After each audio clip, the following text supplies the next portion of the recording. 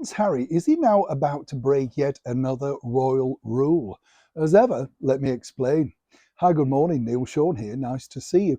By the way, I wanted to share this as ever with you because over here in the United Kingdom, right, we've been told that less and less people are cooking traditional dishes, particularly our Sunday roast, which we're kind of famous for over here in the very heart of the UK. Roast beef, Yorkshire pudding, roast potatoes, gravy, stuffing, all of that sort of thing, you know. Now, apparently, the reason why we've decided to cut back on this is because it costs so much to actually make, to cook. And it was interesting because I wanted to know, is there anywhere around the world else that is going through a very similar thing? Have you cut back on cooking some of your favorite dishes? I mean, obviously, you can tell I haven't by the size of me. But the bottom line is, you know, on a serious note, it's interesting, isn't it? Because they blame everything on the cost of living. And you kind of think, yes, energy is more expensive, but then once you've cooked the meat, you know, you've got it for a few days. I remember back in the day, the meat would last for nearly a week. It was sandwiches, stew. Do you remember all of that? Yeah, don't just look at me like it's no, no, no, no. We all remember, don't we? Back as ever, though, to your breaking roll story of the day.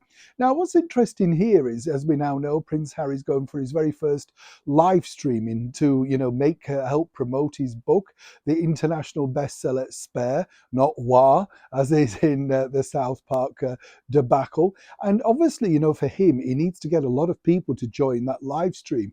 It could be very lucrative also for him, you know, because when you think about it, it's a real interconnection and interaction. And apparently, as we told you the other day, there'll be certain questions at least filtered through which he will answer. No doubt, of course, he's going to have to try and recorrect some of the stories, particularly the one about, of course, Sasha Walpole, you know, the girlfriend that he said was a lot older than him. It'd be interesting to see if he actually brings that up and says, well, you know, I got that wrong, or perhaps she appeared to be a little bit older than me.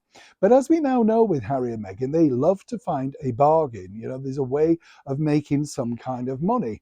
Now, according to a very good source out at the publishers, Penguin Random House, they would very much like now Prince Harry to go down this route. But this is a royal rule that's never really been broken, other than the fact that when Prince Harry got together with his now wife, the cable TV actress Meghan Markle, she did this. As ever, let me explain. It was all about, do you remember when Meghan popped up at some charity event and decided to write on those bananas about, you know, you're valued, you're good? We all thought she was a bit nuts, didn't we? It wasn't just me. I knew you were nodding yes. Now, according to that good source with Prince Harry, they feel he could sell even more books if he did dedications and signed the books. Now, as we know, royals don't give autographs for fear of copyright exploitation, stuff like that. Now, this would be really breaking royal protocol. Now, we know he's not really a royal anymore. We understand that. But the bottom line is, he's a free spirit now, isn't he? So he could actually do what he wants to do. And this could result, of course, in him selling even more books of Spare. But do you think this is a good idea? Should he be doing this? And more importantly, how many books, how much money do you truly need to make? Now, for Penguin Random House, they need to get as much money as they can for the millions of dollars that they've spent on Prince Harry's book. Although it's an international bestseller, it's yet to turn a profit. Will this be the thing that does it? As ever, when I know more, you'll know more. Neil Sean in the very heart of London.